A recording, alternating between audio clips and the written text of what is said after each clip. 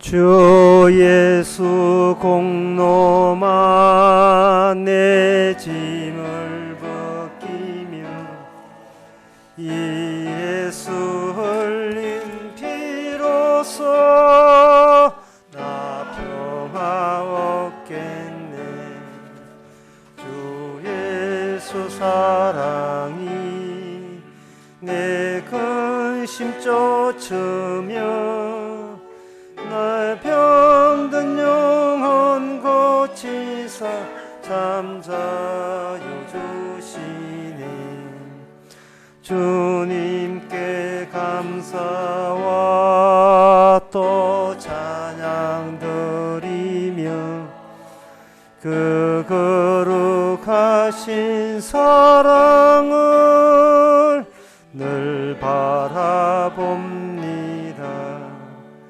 내 모든 근심과 내 모든 두려움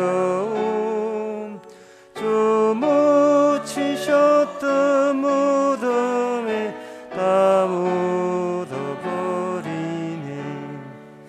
은혜의 하나님 나 의지합니다. 주 예수 나를 부르사 자녀로 삼았네. 그 사랑 크시니 나 주를 기리고 주 다시 사시었은 나 다시 살겠네. 4절 다 일어나서 합니다. 은혜의 하나님 나 의지합니다. 주 예수 나를 부르사 자녀로 삼았네.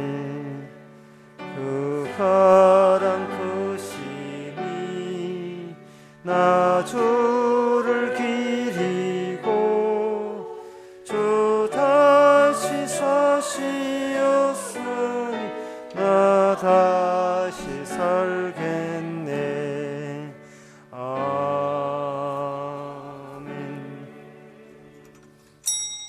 다 같이 묵도하심으로 낮 예배를 함께 드리겠습니다.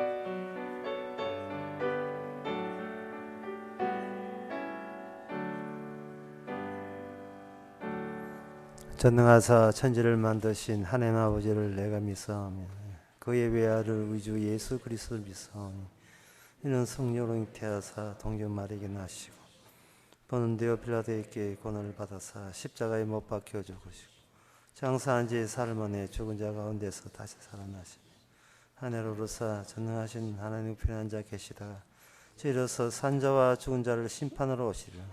성령을 믿사오며 거룩한 공예와 성도와 소리가 하는 것과 죄를 사하여 주시는 것과 몸이 다시 사는 것과 영원히 살아가게 믿사옵나이다. 아멘. 주의 사랑하는 자를 건지시기 위하여 우리에게 응답하사 오른손으로 구원하소서. 하나님, 구원이 우리 문제가 아니고 우리 주님에 속한 문제인 것을 오늘 또 말씀을 통해서 다시 한번 기뻐하게 하여 주시옵소서. 예수님의 이름으로 기도합나이다. 아멘. 교동문 41번입니다.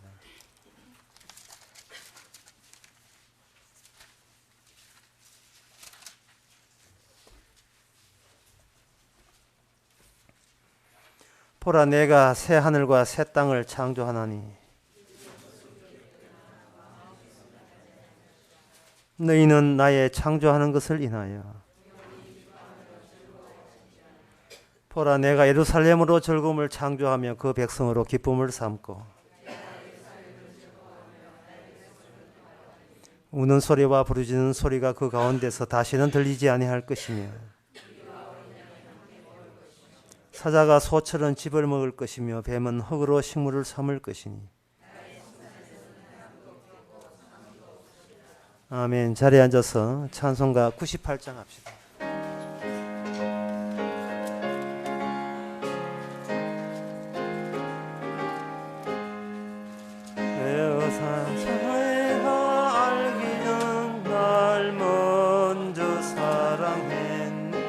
그 크신 사랑 나타나 내 영혼 거듭났네.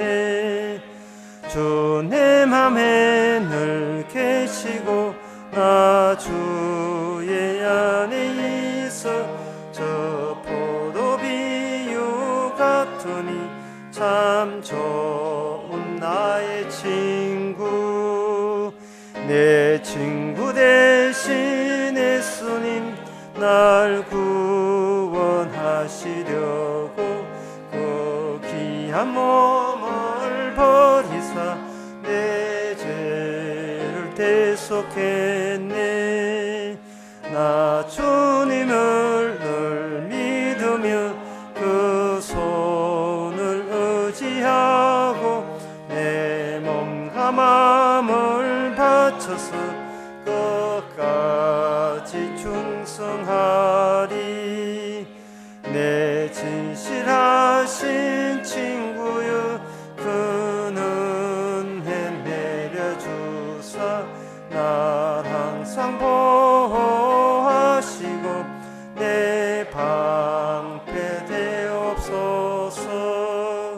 그 풍성한 참 사랑을 믿음이 끊을 소냐. 날 구원하신 예수는 참 좋은 나의 친구. 이 시간 다 함께 기도하실 때 이종승 장로님 기도하시겠습니다.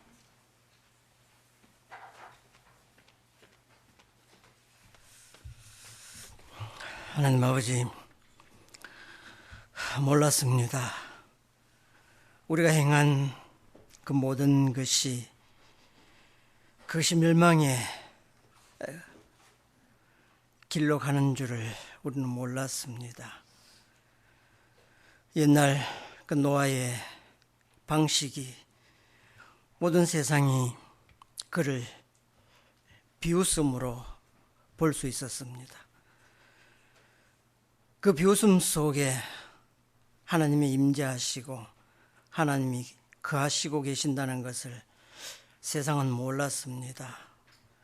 그래서 그들은 비웃을 수밖에 없는 그 환경 속에서 하나님의 그 주권적인 선택된 그 백성 노아만이 그 방주에 안착할 수 있는 그러한 행운을 주신 그 하나님, 오늘도 우리 믿을 수 있기를 원합니다. 아무도 그를 몰랐고 아무도 그를 발견하지 못했지만은 하나님의 주권적 선택에 내 백성만은 기어이 건지시겠다는 그 약속 안의 그 믿음이 오늘 우리를 바라볼 수 있게 도와주시기를 원합니다. 그래서 아무도 보이지 않고 아무도 믿을래야 믿을 수 없는 그 사건 속에서 주님만이 온전히 드러날 수 있는 그런 사건 속에 오늘도 우리를 몰아갈 수 있기를 원합니다. 그래서 믿을 수 없는 그 사건 믿게 하시고 보이지 않는 그 소망 바라볼 수 있게 하셔서 세상이 그를 알아보지 못해도 주님만이 우리와 관계된 그 사건 속에서 다시 한번 주님 바라보는 그런 행운을 누릴 수 있도록 은혜를 다하여 주시옵소서. 이 시간도 말씀 속에 다시 한번 주님의 그 사건을 우리가 기억할 수 있게 하시고 그 사건 속에 지금도 주님 건재하심을 우리가 그대로 발견하면서 입으로 시인할 수 있는 시간 되게 하옵소서. 예수님 이름으로 기도드립니다. 아멘.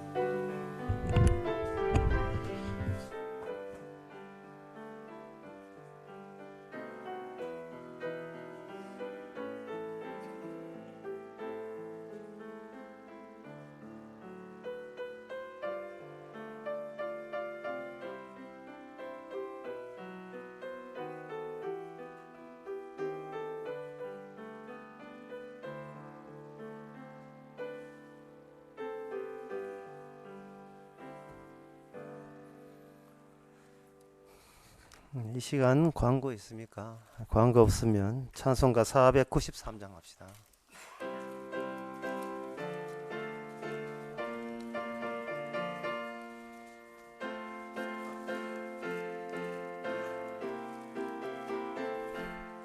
나 이제 새 의의 새 생명 얻음모 옛것은 지나고 새 사람이로다. 그 생명 내 맘에 강같이 흐르고 그 사랑 내게서 해같이 빛난다. 영생을 맛보며 주 안에 살리라. 오늘도 내일도 주 함께 살리라. 주 안에 감추인 새 생명 얻으니 이전에 좋던 것 이제는 값없다. 하늘의 은혜와 평화를 맛보니 찬송과 기도로 주 함께 살리라. 영생을 맛보며 무한히 살리라. 오늘도 내일도 주 함께 살리라. 산천도 초목도 새것이 되었고 죄인도 원수도 친구로 변한다. 새 생명 얻은 자 영생을 맛보니 주님을 모신 맘 새 하늘이로다. 영생을 맛보며 주 안에 살리라. 오늘도 내일도 주 함께 살리라.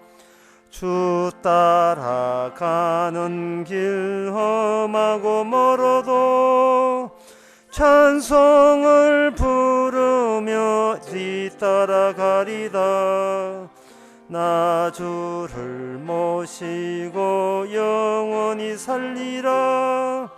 날마다 섬기며 주 함께 살리라. 영생을 맛보며 주 안에 살리라. 오늘도 내일 주 안에 살리라. 하나님의 말씀은 고린도전서 10장 23절에서 29절까지입니다. 신약성경 275페이지입니다. 모든 것이 가하나 모든 것이 유익한 것이 아니요 모든 것이 가하나 모든 것이 덕을 세우는 것이 아니니 누구든지 자기의 유익을 굳지 말고 남의 유익을 구하라. 무릇 시장에서 파는 것은 양심을 위하여 묻지 말고 먹어라. 이는 땅과 거기에 충만한 것이 주의 것이니라. 불신자 중 누가 너희를 청하며 너희가 가고자 하거든 너희 앞에 무엇이든지 차려놓은 것은 양심을 위하여 묻지 말고 먹어라. 누가 너희에게 이것을 제물이라 말하거든 알게 한 자와 그 양심을 위하여 먹지 말라. 내가 말한 양심은 너희의 것이 아니요 너희 남의 것이니 어찌하여 내 자유가 남의 양심으로 말미암아 판단을 받으리요. 아멘. 무슨 한번 읽어가 무슨 뜻인지 대도 무슨 말인지 몰라요. 사도 바울의 말이 우리가 원하고 듣고 싶은 이야기를 하지 않기 때문에 무슨 말인지를 모릅니다. 그것은 우리는 우리 세계에 속해 있고 사도 바울은 사도 세계에 따로 존재하기 때문에 자기 속에 둘러싸고 있는 세계를 우리한테 우리 식으로 표현해서 말하는 겁니다. 따라서 우리는 이 사도의 말을 들으면 다 전부 다 각설하고 전부 다 생략하고 아니 뭘 어떻게 행하란 말이냐 우리는 그것만 뽑아내려고 해요. 지시만 하면 듣겠으니까 지시만 하면 들을 준비되어 있고 실천에 옮길 준비되어 있으니까 객소리 하지 말고 그래서 결론적으로 뭘 우리 보고 행하면 된다고 하는 말이냐 라는 식으로 우리는 이렇게 성경을 보게 되죠. 그걸 행하게 되면 하나님 앞에 했다는 그것을 내세우면서 얻고자 하는 복은 또 따내고 싶어 하겠죠. 그러나 성경에서 오늘 본문이 이야기하고 사도 바울이 이야기하는 것은 뭘 행하라는 말이 아니고 네 마음가짐이 지금 내 마음가짐과 일치되는 자를 한번 점검해 보라는 겁니다. 세상의 모든 단체하고 교회 차이가 나요. 세상의 모든 단체는 지시가 있고 요구하는, 우리한테 요구하는 게 있어요. 세상의 모든 단체는. 그런데 교회는 주께서 우리를 요구하는 것이 아니고 확인하는 겁니다. 내가 준 거 잘 간직하고 있어요. 확인해 주는 것이 교회예요. 그런데 우리는 어떤 단체, 교회도 하나의 단체가 되니까 어떤 단체에 그냥 등록해서 거기 머물고자 그 공동체한테 인정받으려고 하기 때문에 이 단체는 어떤 법 지키고 어떤 원리 지키면 같은 패라고 뭐 먹어줍니까? 자꾸 이런 것을 의식하게 되거든요. 이 단체의 장이 뭐라고 요구하십니까? 그 요구대로 들어줄 테니까 내가 이 공동체에 머물러 있도록 허락하소서. 이런 식으로 온다 이 말이죠. 뭘 할 준비가 되어 있기 때문에. 근데 성경은 그게 아니고 이 성경에 나오는 교회 말합니다. 진짜 교회 말고 성경에 나오는 교회는 내가 준 것 잘 갖고 있지 이래 이야기하는 거야. 내가 준 것, 내가 너에게 허락한 거 네가 잘 고맙다 하고 감사하고 있지라고 이야기하는 겁니다.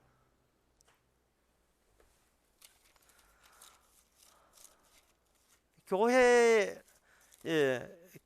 대해서 참 교회의 진짜 교회가 소위 교회라는 것 때문에 교회가 가려워져 있거든요. 성경에 나오는 분명히 교회가 있습니다. 근데 교회를 뭐라고 표현하냐 하면은 교회를 만물의 충만이라 했다. 만물의 충만. 이게 에베소서 1장 23절은 교회거든요. 교회는 만물에 충만하다. 만물에 다 들어있다 이 말이거든요. 그리스도 안에서 통일되어 있으니까. 그러니까 교회에 나온다 안 나온다는 성립이 안 됩니다. 이 교회, 진짜 성경교회는 교회 다닌다 안 다닌다 하다가 성립이 안 돼요.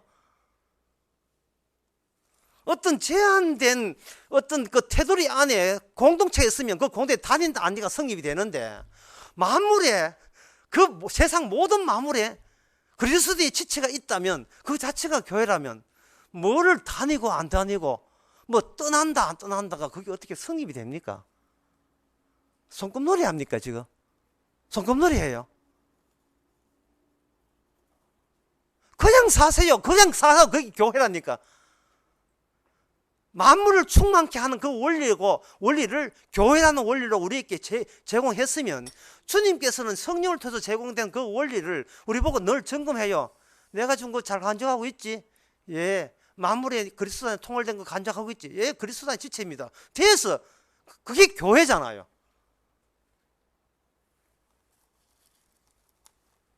뭐 우리 교회 나와세요. 우리 교회 왜 안 나오십니까? 너그 교회가 이런 것은 성경 자체가 이거는 용납이 안 돼요. 이 성경이 그렇게 말이 없습니다.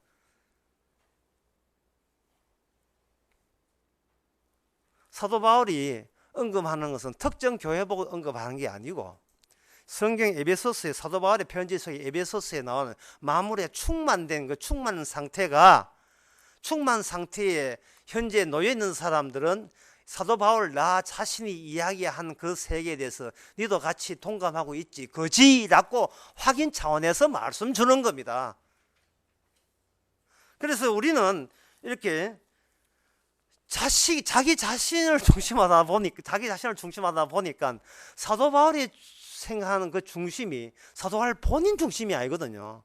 사도 바울은 보내심을 입은 사람이고 예수 그리스도의 사도입니다. 그래서 사도는 본인이 중심이 아니고 예수 그리스도가 중심입니다. 지금 여러분 지금 다 아는 이야기를 제가 하고 있는 게 세상 사람들이 다 아는 이야기를 하고 있거든요. 예수 그리스도가 중심이 되기 때문에 사도 바울에 있기는 어떤 바운드라는 것이 예수 그리스도 아니냐 바뀌냐 그게 중요하지, 그 위에 인간들이 인공적으로 만들어낸 그 바운다리나 공동체에서는 아무 의미가 없는 거예요. 그런데 우리는 어떻습니까? 우리는 내가 살아온 가정이라는 바운다리, 그리고 교회라는 그것, 그건 학교라는 것, 직장이라는 것, 나를 위해서 어떤 단체나 공동체에 속해 있어 버리니까 바깥에 있는 것들을 가지고 나를 좋게 유지하고 키우기 위해서 가져오는데 습득하는데 이게 습관이 되고 말았어요. 그래서 사도 바울 세계에 좋은 거 있다면 그걸 가지고 와가지고 그걸 한 수 배워서 내 세계를 풍성하게 만드는 이것이 습관화되고 말았습니다. 그리고 가져올 때는 뭐냐면 복을 내가 속한 단체에 복을 받기 위해서 이렇게 되는 거예요. 시킨 대로 할 테니까 시킨 대로 하면 복 좋을 거니까 뭘 하면 하나님의 행운과 복을 제가 더 추가해서 얻을 겁니까? 뭐 하기만 하라 이것만 하시면 하라 하시면 언제든지 실천할 마음 준비가 되어 있습니다. 이래 나오는 거예요. 결국은 이 성경 해석에서 제일 큰 문제가 중심 문제예요. 중심 문제. 예수님의 중심인데 여전히 우리는 내 중심, 내 가정 중심, 내 교회 중심 이 중심을 이걸 포기를 못하고 있습니다. 예수님께서 만드신 세상에 대해서 예수님께서 그냥 엄밀히 감춰 놓기만 한 것이 아니고 실제로 세상에 구체적으로 그걸 보여주시기 위해서 예수님이 이 땅에 오셨습니다. 그 보여주신 것에 대해 결정적인 그 표현이 뭐냐, 십자가 사건이라는 건데 그 십자가 달릴 때 무슨 구조가 어떤 배치가 있었냐 하면 예수님 중심을 놓고 양쪽에 두 강도가 있었잖아요. 두 강도. 그 강도는 뭘 대변하냐 하면 이 세상 모든 사람이 다 죄인이라는 것을 대변해 주고 있고 예수님은 그 가운데 중심이 있어요. 그러면 그 형태를 확장시켜 보면 이 세상은 뭐냐, 예수님께서 그늘이시는 그러한 질서로 잡혀 있다 이래 보시면 되는 겁니다. 예. 어렵지 않지요? 굉장히 쉽지요? 제가 그늘인다는 말을 표현했잖아요. 예, 그늘인다. 예. 지금 우리 어머니도 알아먹. 굉장히 쉽단 말이죠. 그늘이잖아요. 이 다스리고 거느린다는 말은 무슨 뜻이냐 하면은 그 거느리는 주체가 거느림 당함에 내가 있는 것이 아니고 그 중앙에 따로 계시다는 겁니다. 그러면 그 거느림으로 인하여 동등한 대우를 받는 게 아니고 한쪽은 뭐냐 하면 버림받는 자고 한쪽은 오늘 밤에 나원에 갈 강도다 말이죠. 둘 다 강도라는 점을 이러면 참작해 주시기 바랍니다. 둘 다 강도예요. 둘 다 죄인이에요. 죄인인데 죄인이 지옥 가는 게 아니에요. 죄인이라도 거느림에 따라서 거느림의 어떤 성질로 어떤 본질로 거느림에 따라서 같은 죄인이면서도 한쪽은 지옥 가고 한쪽은 천국 가는 거예요. 참 쉽죠? 정말 쉬운 거예요. 그 거느림이 우리 내부까지 침투되기를 바랍니다. 그 거느림이. 만약에 그늘임이 주님의 그늘임이 그 중심 대심을 침투하지 않으면 우리는 독자적으로 다른 영역을 확보하게 돼요. 그렇게 되면 거기서 무슨 단어가 튀어나가냐면 주님 저 성공했어요, 주님 저 실패했어요 라는 성공신화, 실패에 대한 두려움, 초조함, 불안 이런 생각이 나오게 됩니다. 자기가 자기 자신이 중심이 되어버리면 나 그 교회 떠날 거야, 나 교회에 있을 거야가 성립이 되어버려요. 뭐가 탈락했느냐 하면 그늘이심이 날아가 버렸어요. 다스리심이 날아가 버린 겁니다. 내가 어떤 말씀을 지키면 복이 내한테 오겠습니까? 뭐 남지. 그늘이고 다스림이고 다 날아가 버렸어요. 거기에 대한 적합한 단어가 오늘 본문에 나옵니다. 오늘 본문 27절에 초반에 나오네요. 세자로, 한글로 세자로 나와 있습니다. 불신자. 불신자. 독자적인 자기 영역을 확보해 있는 사람을 불신자라고 이야기해요. 누구 세계에서? 사도 바울이 속해 있는 세계에서. 그런데 우리 인간의 세계에서의 불신자는 뭐냐면 교회 안 다니는 사람을, 예수 안 믿는 사람을 불신자라고 합니다. 그 말은 어떤 뉘앙스였냐면 나 예수 믿는 데가 포함이 되어 있어요. 나 예수 믿는 데가 포함되어 있어요. 나 예수 믿는 사람은 신자가 아닙니다. 신자라 하는 것은 예수님이 그늘임을 받아서 주님께서 구원하기로 작심하시고 주님께서 긍휼로 용서로 그늘이심이 주님 주신 것이 계속 확인되고 있는 사람이 신자입니다. 내가 스스로 예수 믿으려고 애쓰고 노력하는 사람은 신자 아닙니다. 그런 사람이 불신자예요. 어느 세계에서, 우리 세계에서 말고, 이 교회 세계에서 말고, 사도 바울에 속한 세계에서 불신자가 되는 거예요. 제가 아까 그 예를 들면서 그 강도 이야기했죠. 주님 중심함에 둘 다, 양쪽 다 강도라고 했잖아요. 제가 쉽다고 분명히 수상한 발언을 했죠. 그게 참 쉽지겠죠. 예수님 중간에 둘 다 강도죠. 쉽지요. 그러면 지금 이야기할 테니까 이 말이 쉬운가 보세요. 모든 교인은 죄인입니다. 모든 교회는 다 죄인들의 집합체입니다. 이게 쉬워야 돼요. 교회 안 나와도 죄인이고 교회 나와도 죄인이에요. 교회 나온 사람은 죄인인 줄 알고 나왔고, 교회 안 다니는 사람은 지가 죄인인 줄 모르는 사람이에요. 왜? 자기 자신이 중심이기 때문에. 그런데 문제는 교회에 나왔어도 자기 자신이 중심이 되어버리면 그늘이심과 다스림이 탈락이 하기 때문에 자기는 불신자 지옥 가면서 교회 다니는 손꼽놀이 하면서 살아가고 있는 중이에요. 이것을 사도 바울 같으면 어떻게 정리해야 됩니까? 사도 바울은 이렇게 정리하는 거예요. 너희들이 내한테 내 말 하면 듣고자 하는 게 딱 그거다. 하나님이요, 제가 뭘 하면 복 받습니까? 그런 걸 원하는데, 내가 하는 모든 이야기는 네가 뭐를 하느냐가 중요한 것이 아니고, 내가 속해 있는 영역과 동일한 안목과 동일한 그러한 시선을 가지고 세상을 바라보느냐를 네한테 확인하는 겁니다.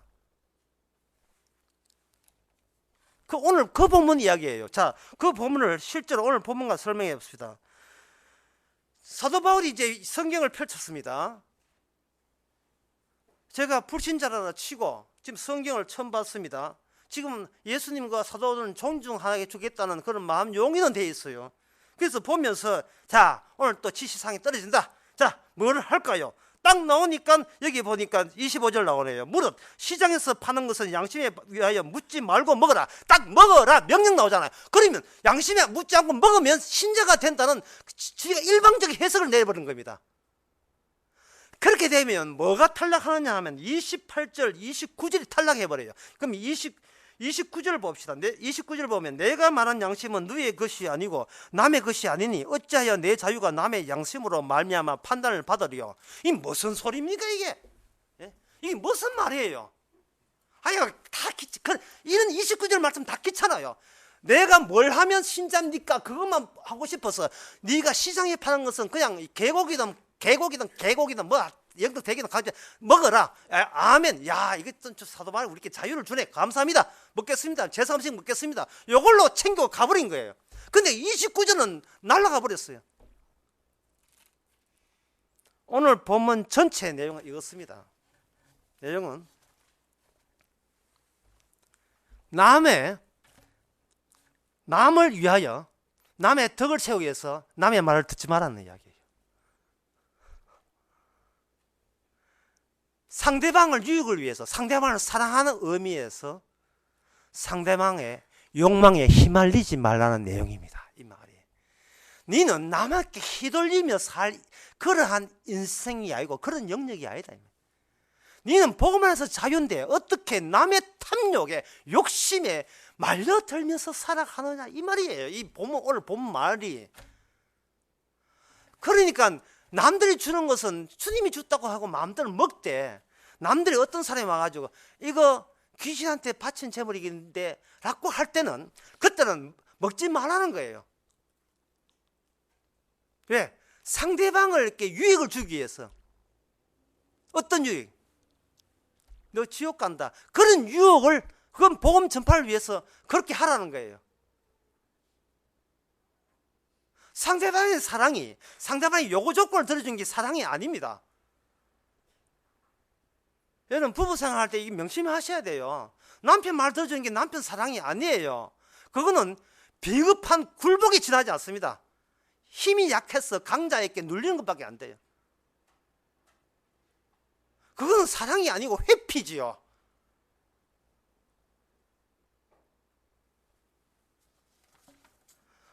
다른 영역에 속했으면 저쪽 영역의 처지를 우리가 혀를 알아야 할 줄 알고 그쪽 영역의 처지가 어떤 처지냐 하면 죄를 짓는 처지가 아니고 죄 안에 갇혀있는 처지거든요.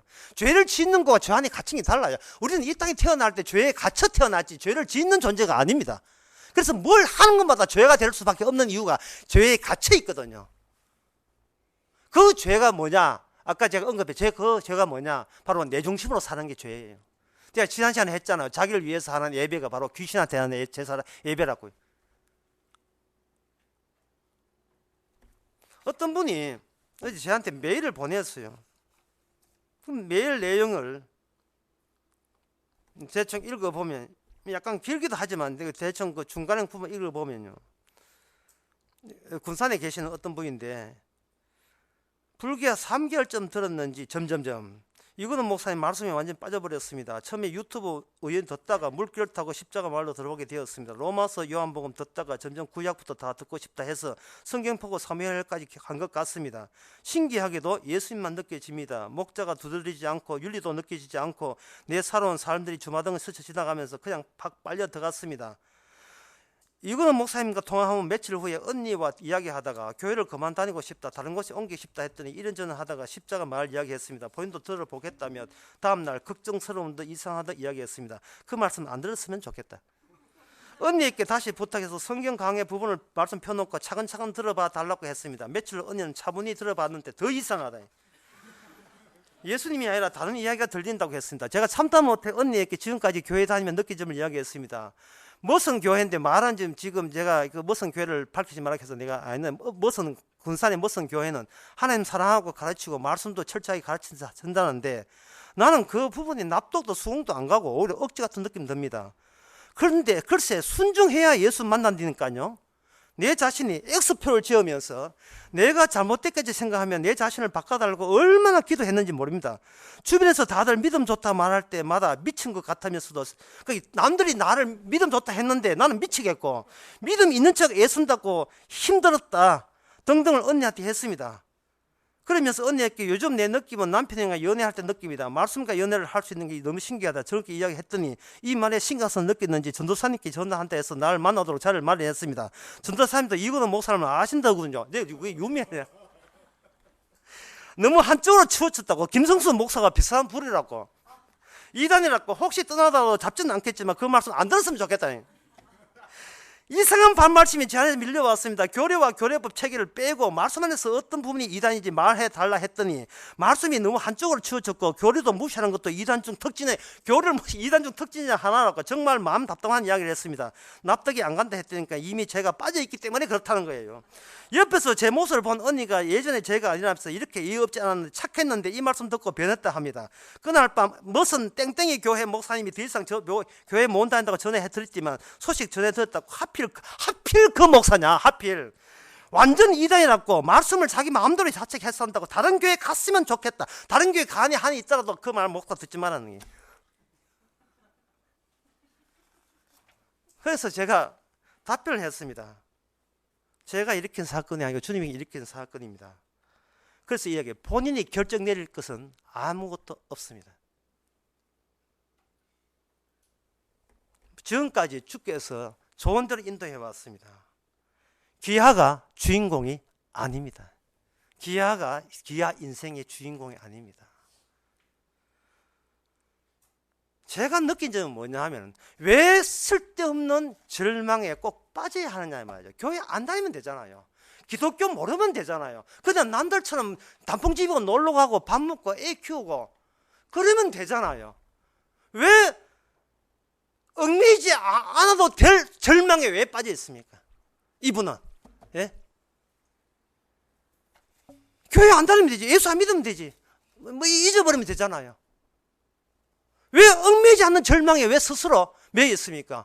언니 말 듣고 나중에 그 교회 그저 손금 놀러 다니듯이 그래 놀러 가니까 그 동네 힘들겠다마는 자꾸 시켰어. 이게 오늘 본문에 뭐냐 양심이라는 게 나오는데 이게 오늘 본문에 양심을 둘로 나눴습니다. 당신이 거듭난 양심입니까? 아니면 옛날 불신자들 양심 그대로 유지하고 있습니까? 라고 이야기하면서 사도 바울은 남의 양심에 휘말리지 마세요. 그 사람들의 양심을 위해서라면 당신이 새롭게 낸 양심을 가지고 그 당신 양심껏 그들에게 복음을 전파하세요 하는 그런 취지로 지금 사도 바울이 오늘 본문을 언급하고 있는 겁니다. 그러면 양심이라는 게 과연 뭐냐 말이죠. 인간의 어떤 것도 자연적인 자연사는 없습니다. 인간은 어떤 것도 습득된 거예요. 학습받은 거예요. 그 양심이라는 것은 뭐냐 하면은 어떤 공동체에서 추방되기 싫어서 추방 배제되는 것을 원치 않아서 계속해서 그쪽 공동체에서 통하는 질서체제와 법체제가 이게 집단적 기억으로 중첩된 것이 양심입니다. 그래서 양심은 사람의 타고난 집안마다 다 달라요. 환경마다 다, 성장 과정마다 양심이 다 달라요. 양심대로 한다는 것은 뭐냐 하면 자기 변명체제가 확고해져 있다는 뜻이에요. 양심대로 산다는 거. 이건 로마서 거기 2장에 나오는 말씀이에요. 로마서 2장 15절에 나오는 말씀입니다. 유대인들은 율법이 있지만 이방인들은 양심이 있어가지고 자기를 고소하고 자기를 변명하고 고소하고 변명하고 고소하고 변명하고 이게 양심 안에서 계속 이루어지는 겁니다.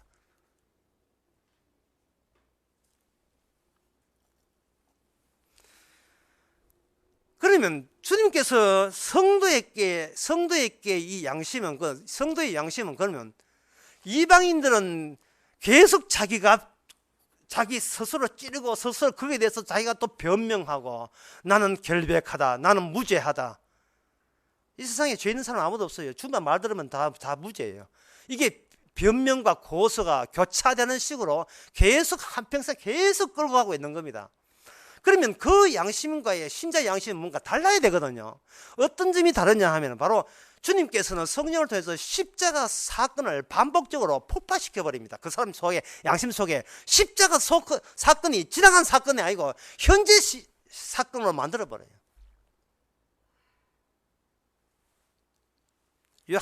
요한계시록에 보면 요한계시록 21장 22장에 보면 그 천국에 어린 양의 보호자가 있잖아요. 그 어린 양의 보호자를 요한계시록 앞에 무슨 말이 붙어요. 일찍 죽임을 당한 어린 양의 보호자입니다. 그게 우리 시간적 눈으로 보면 그게 미래 중에서 마지막 미래예요. 마지막 미래에 되면 어린 양의 보호자에서 물이 나오는데 그것이 생명수고 천국은 생명수에서 마음껏 마시고 그런데 해와 달 별이 필요 없이 완전 예수님은 그 자체의 보호자의 빛으로 광처로 조명발로 살아가는 것은 그것이 이 세상이다. 이 마지막 도달 지점이거든요. 그런데 문제는 우리가 그곳에 가지도 못하고 갈 수도 없어요. 그러면 하나님의 조치가 뭐냐면 그 미래가 지금의 현재가 되게 하는 방식을 사용합니다. 그 미래가. 그래 미래에서 현재의 미래에 다가와 버리면 그때부터 성도의 삶은 뭐냐? 삭제당하는 삶을 살아요. 뭐를 삭제당하는가? 자기 행한 거, 자기 실천에 옮긴 거, 자기 의로움, 자기 말리지, 자기 고상한 거 이런 것을 계속 삭제당합니다. 삭제당하게 되면 우리는 뭐냐 하면은 주님이 거느리시는 죄인의 일부로 편입이 돼요. 그게 제가 아까 말씀드린 십자가 밑에 양쪽에 왼쪽 오른쪽 어느 쪽이 뭐지만 양쪽이 거느리는 십자가 강도 지금 강도의 자리가 우리 자리가 돼요.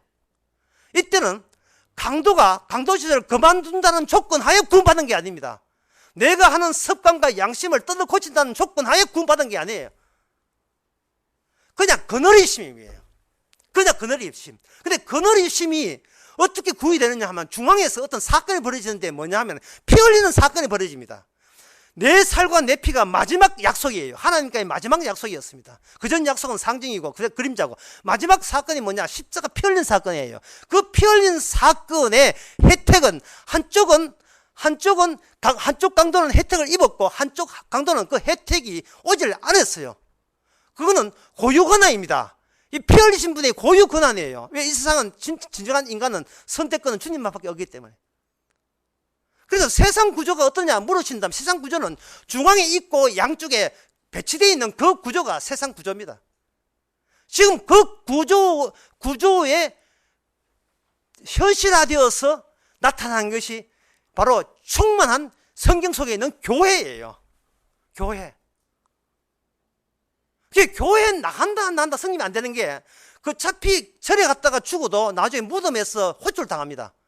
그늘이심이 그 체제가 그 그늘임 절서 체계가 끝까지 가기 때문에 저는 교회 다니는 바빠서 못 다녔습니다. 핑계 안 되는 게 바빠서 못 다니든 뭐 다녀서 지옥 가든 관계없이 그늘이시 그런 네 변명은 소용없어. 내 변명이 나를 운명을 바꿀 수 있는 게 아니거든요.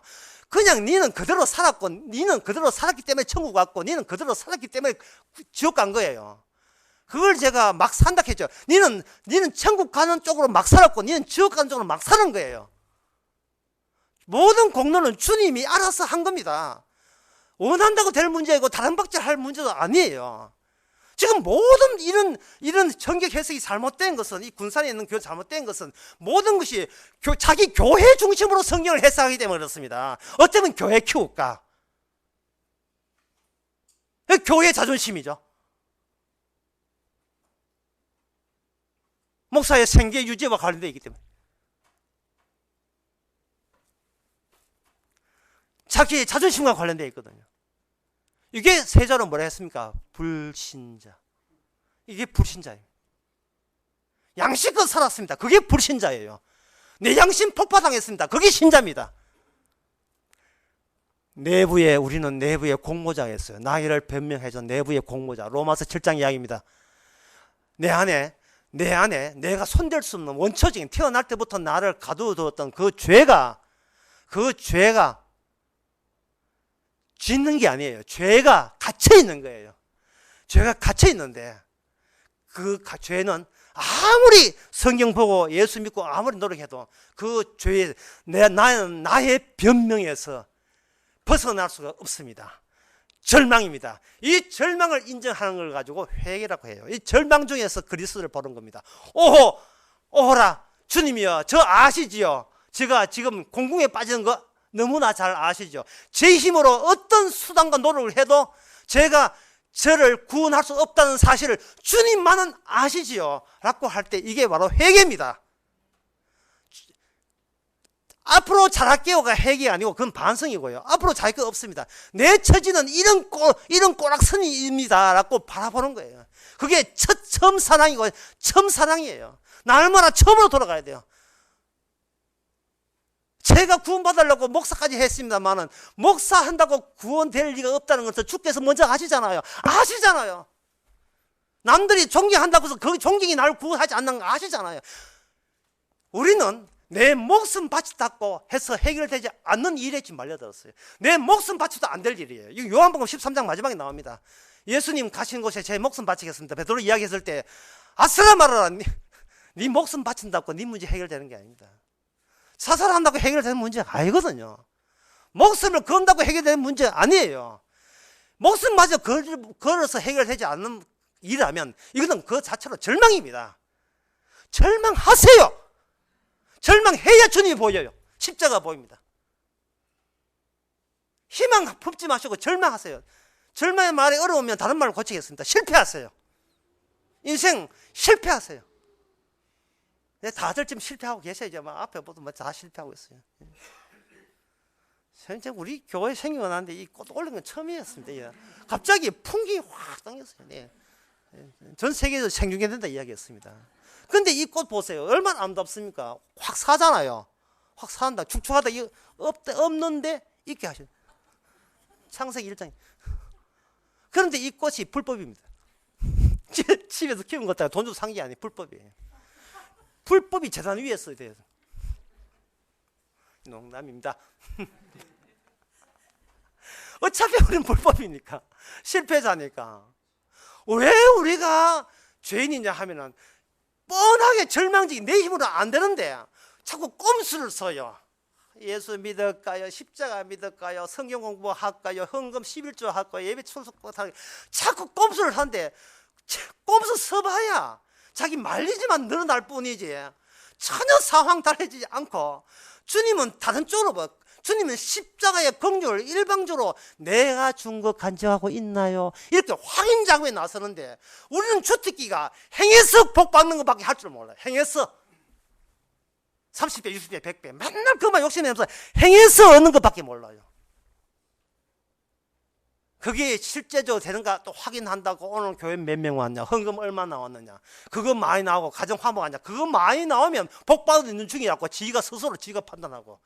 근데 그 가정 누구 가정입니까? 문제는 내 가정이라서 문제 아닙니까? 내 중심주의 가정이잖아요. 내 중심주의 가정. 그래 모든 의미라는 게 나게 나왔다 하면 전부 다 나 중심으로 돌아와요. 그런데 그렇지 않은 유인이 없어. 다 그래요. 다 모든 사람이 다 그렇거든요. 그런데 옆에 구원받은 강도는 그 사실을 십자가 피 흘림 보면서 주님이 일부러 그랬죠. 라고 그것을 고백한다는 사실이에요. 12년 동안 혈루병 들려서 허리 꼬부라진, 귀신 들려 꼬부라진 그 여인 말이죠. 그 여인, 우리 같으면 주님 따지면 주님한테 달라들 겁니다. 왜 다른 사람은 허리는 멀쩡한데 내 허리는 12년 동안 귀신 들려가지고 이렇게 만들었습니까? 제가 뭘 잘못했고 무슨 억하심정에서 저렇게 이런 신을 주십니까? 너무해도 너무합니다. 이렇게 나올 텐데 그 여인은 아주 공손하게 살짝이 옷가를 만집니다. 나를 이렇게 만드신 분이 당신 맞죠? 이제 내 알아요. 이런 뜻이에요. 나를 나되게 하신 것은 바로 당신이 나를 나되게 했습니다. 주님 돌아보면서 누가 나를 떠밀었느냐? 베드로가 하는 말이 다 떠밀은 다 밀었는데요. 그거 말고 자기 중심이 아닌 자가 누구냐? 자기 중심이. 내 10년 동안 꼬부라진 허리가 내 뜻이 아니고 주님 당신 뜻 맞죠? 라고 관계성을 연결성을 연결지은 자가 누구냐 이 말이죠. 그게 바로 믿음이라 하는 것은 내 믿음이 아니고 저쪽에서 흘러오는 선물이에요. 하나님의 은사로 주신 선물은 이게 하나의 끊어지지 않는 연결고리가 있어요. 내가 목숨 바치다고 해결할 수 없는 문제. 하지만 어떤 권세라고 어떤 권력자나 권세나 환난과 핍박도 끊어지지 않는 그 사랑의 끈은 그거는 주님께서 일방적으로 우리에게 심어준 겁니다. 내가 준 건 아직 잘 있지 라고 심어준 거예요. 누가 너를 정죄하리요? 내가 알아서 심어준 게 네 안에 있는데 누가 껍데기만 보면서 너를 욕하리요? 이렇게 이야기하는 겁니다. 우리의 속에는 남이 만든 자아가 이 안에 있기에 우리는 평생 동안 남 눈치 보면서 살아가면서 허송세를 하고 있습니다. 타인의 욕망에 휘둘리면서 살아왔다는 것을 이미 사도 바울은 알기에 오늘 같은 본문이 있는 겁니다. 남의 욕망과 남의 시선과 남의 평가에 휘둘리지 말고 오히려 적극적으로 다가서라. 너는 바로 너밖에 없다고. 네 속에 있어야 될 게 빠져 있다고. 네 속에는 바로 너는 또 너의 다른 사람들의 욕망이 네 속에 있다 이 말이죠. 남이 만든 욕망이 만든 나가 내 속에 또의 나로 자리 잡아서 우리를 하여금 변명과 변명으로 일관하면서 평생을 힘들게 살게 합니다. 그거 내 속에 있는 타인이 만든 나의 손으로 못 뽑아냅니다.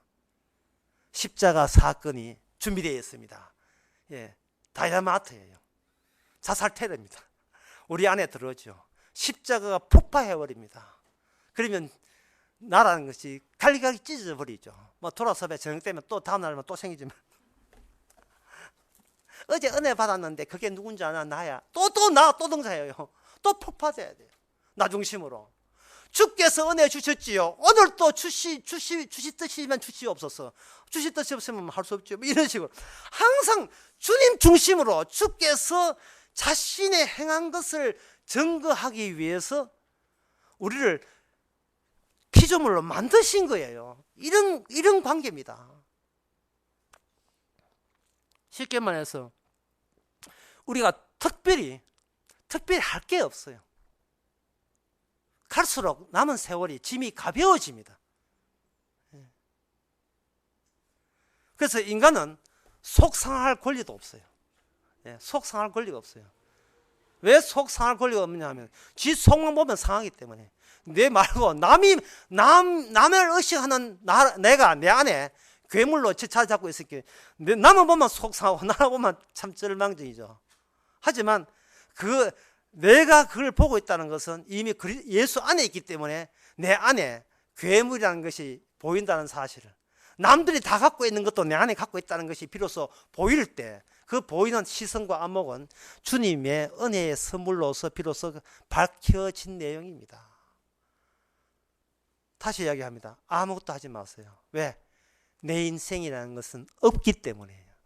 주께서 이것까지 끌고 왔습니다. 어떻게 해요? 미래에서 잡아당기는 시기입니다. 내가 끼역끼역 밀어붙이는 게 아니에요.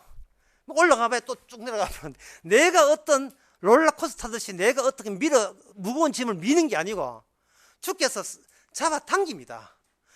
당길 때 우리의 짐을 가볍게 하기 위해서 자꾸 삭제를 시키죠. 무슨 삭제? 내가 그동안 내한테 고귀했던 것, 내한테 정말 이거는 예수님이라도 난 포기 못할 귀중한 것들, 그런 것들을 자꾸 놓게 만들어요. 목사님, 그 귀중한 게 뭔데요? 물으면 꼭 구체적으로 말을 해야 되겠습니까? 그래서 이야기해 주세요. 자식이. 아니, 자식보다 더 중요한 거 있어요. 이게 지켜놓고. 자식이 보물이지.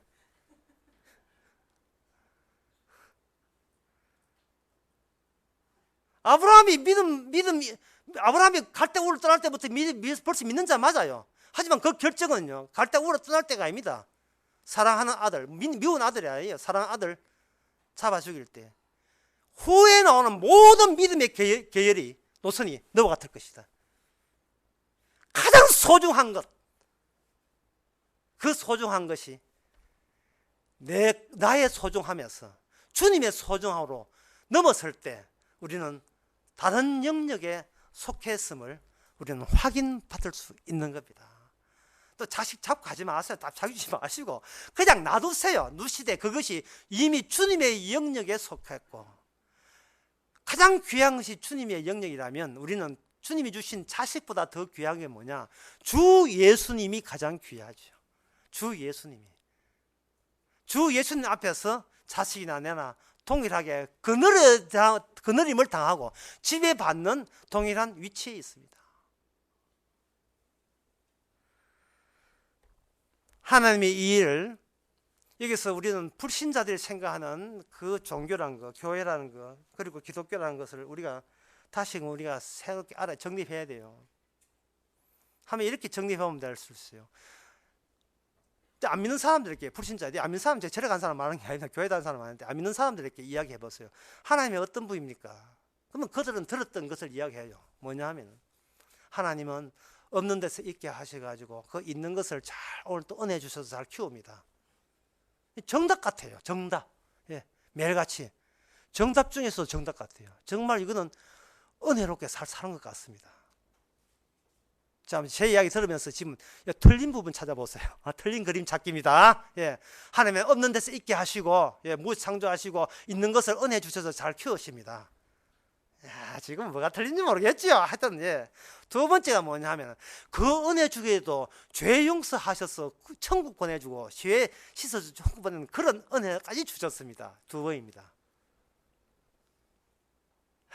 진짜 이 믿음만 됐길, 믿음 좋아 보이고 정말 멋져 보이고, 정말 이거는 하나님 앞에서도 이거는 딩동댕 전국 노래장 하듯이 합격하는 것 같아. 정말 이거는 바른 이야기 같습니다. 첫째, 둘째, 이거 엉터리입니다. 세 번째가 준비되어 있습니다. 궁금하지요? 설교 끝나겠습니다. 이러면 안 되겠죠? 세 번째가 뭐냐 하면 주님이 직접 나타납니다. 나를 살리는 게 목적이 아니고 나를 구원한 게 목적이 아니라 주의 모든 성경 말씀은 예수님에 대해서 전가하는 거예요. 예수님이 직접 나타났어요. 그 전에 유대인들은 하나님을 꺼내주시고 하나님께서 메시아 오시면 우리 죄를 용서한다고 다들 그렇게 살았던 그 공동체, 그 집단이 직접 하나님 만나니까 죽여버렸습니다. 왜 1번, 2번 뭐가 잘못됐습니까? 내 생존 문제였고 내 구원 문제였습니다. 이게 자기중심주의예요. 자기중심. 이게 자기중심이었어요. 내가 납득이 되는 메시아를 내가 고르겠다는 겁니다. 십자가 죽은 거 너무 추상적이에요. 십자가 죽으신 분이 지금 구체화되어야 돼요. 어디에서? 우리의 심령 안에서, 우리 양심 안에서 구체화해야 됩니다. 구체화될 때, 구체화되는 그 증거가 뭡니까? 로마서 7장 그대로입니다. 주여, 나는 절망입니다. 주님 아시죠? 제가 어떤 종교적 노력과 기도와 헌금과 봉사와 선교와 춘도 아무리 순교해도 그게 구원 안 되는 거 주께서 아시죠? 내가 살아온 것은 그동안은 내가 힘들게 살아왔지만 이제 보니까 힘들게 끌고 왔다는 사실을 이제 알았습니다. 힘들게 질질 끌고 오신 거예요. 내가 내 짐을 뒤에서 미는 게 아니고 주께서 철딱선이 없는 그를 질질 끌고 온 거예요. 놔버리라고. 네가 네한테 소중해. 그러면 놔버리라고. 네 꼬락서니까 네가 꼴보기 싫어. 꼴보기 싫다 좋다. 이건 성공이야 실패라는 그 성공 신화를 놔버리라고요. 성공 실패는 우리가 논할 입장이 못 됩니다. 우리 그런 자격이 없어요. 주님 계시면, 주님이 기쁘게 보시면, 주님 보시면 성공이면 그 성공이지. 내가 따로 독자적으로 내 인생에 대해서 이타 가타부타 그렇게 평가 내리지 마세요. 그 평가 내려버리면요 나도 사주팔자 봅니다. 궁합 봐요. 예. 원래는 제사에 좋겠습니까? 아니다. 예? 연초에 교회 가가 헌금하면서 목사님 올해는 어떻게 착한 일을 하면 복을 받겠습니까? 아니다. 있다. 자꾸 자기 중심이 되면 궁합 보고 사주팔 교회 와서 사주팔자 본다니까요. 그걸 볼 필요 없다니까요. 그 보는 것 자체가 지금 무거운 짐이 있고 뭔가 속상하고 결핍됐다는 뜻이잖아요. 껍데기만 남읍시다. 그 껍데기만. 늙어가는 껍데기만 남읍시다. 인생이 아무리 살아봐도 마치 눈밭에 발자국처럼 지나오게 되면 바람 불면 문 처음 해가지고 눈 맞고 와가지고 같이 얘기하고 날 잡아봐라 뛰어대면서 막 언제 새로 첫 발자국을 찍어봐도 며칠 안 지나가지고 바람 불고 눈비 나면 그 내 모든 인생 흔적은 어디 갔니? 싹 없어집니다. 나만 없어지는 게 아니고 그독한 나를 괴롭혔던 타인의 시선도 나라는 존재가 소실됩니다. 타인의 시선 속에서도 그 사람 누구더라? 없어져요. 그게 우리의 미래입니다. 그 미래를 현재화합시다. 주여 있다가도 없어지는데 왜 저를 이렇게 있게 하시고 구체화시킵니까? 네 강도거든. 왜 강도돼야 됩니까? 다스림이라는 그 다스림만을 증거하기 위해서 십자가 그냥 다스림 십자가 용서로 긍휼로 불쌍히 여기서의 다스림만 너를 통해서 증거하기 위해서 하는 겁니다. 끝으로 한 말씀 드리고 마치겠습니다. 성령 받았다고 여기저기 이야기하는데 성령 받은 공통점 딱 한 가지밖에 없습니다. 예수를 증거하는 것밖에 없어요. 예수 증거. 네가 성령이 임하면 내 증인 되리라. 그 말은 무엇입니까? 네 증인은 용납하지 않는다. 성도요 기적입니다. 특이한 존재입니다. 이분에게 매일본 이분에게 이야기하시는 게 당신은 특이한 존재입니다. 교회 안 나면 되고 언니 말대로 교회 안 다니면 되고 다니는 교회에 그 침묵회가 전신 무도 얻으면 돼요. 왜 이렇게 절망합니까? 이게 특이한 거예요. 요엘서 2장의 말씀처럼 마지막 때에 성령이 임하면 종말에 영이 오게 되면 특이한 기적들이 등장하는데 나도 어떻게 감당 안 되는 새로운 존재로 변합니다. 그 특이한 존재는 다른 사람들은 자기를 잘남을 증거하는데 이 특이한 존재는 예수 그리스도의 용서하심만 증거하니까 이 세상에 이런 특이한 존재가 어디 있습니까? 이게 바로 이 세상에 충만한 그리스도와 통일된 충만한 교회입니다. 기도하겠습니다. 하나님 아버지, 내 생존 문제와 엮이지 마시고 내 구원 문제도 그것이 주가 아니라 주님이 직접 자신을 나타내셨다는 사실, 십자가를 앞장세워서 나타나셔서 죄인 되게 하시고 의인 되게 하셨다는 그 사실을, 그 방식을 위하여 우리는 거기에 불림을 받았고 정인 되었은 놀라운 기적만 전극케 하옵소서. 예수님의 이름으로 기도합나이다. 아멘. 다 일어나셔서 463장 합시다.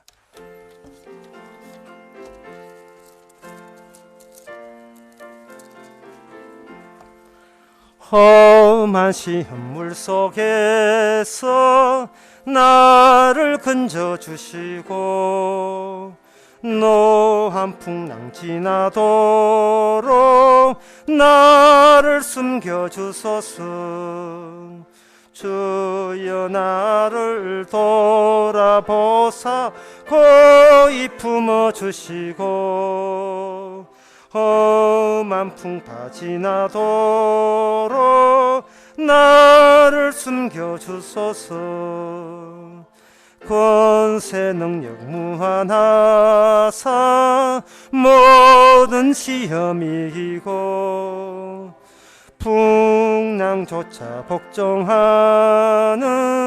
내 주 앞에 비오니 주여 나를 돌아보사 고이 품어주시고 험한 풍파 지나도록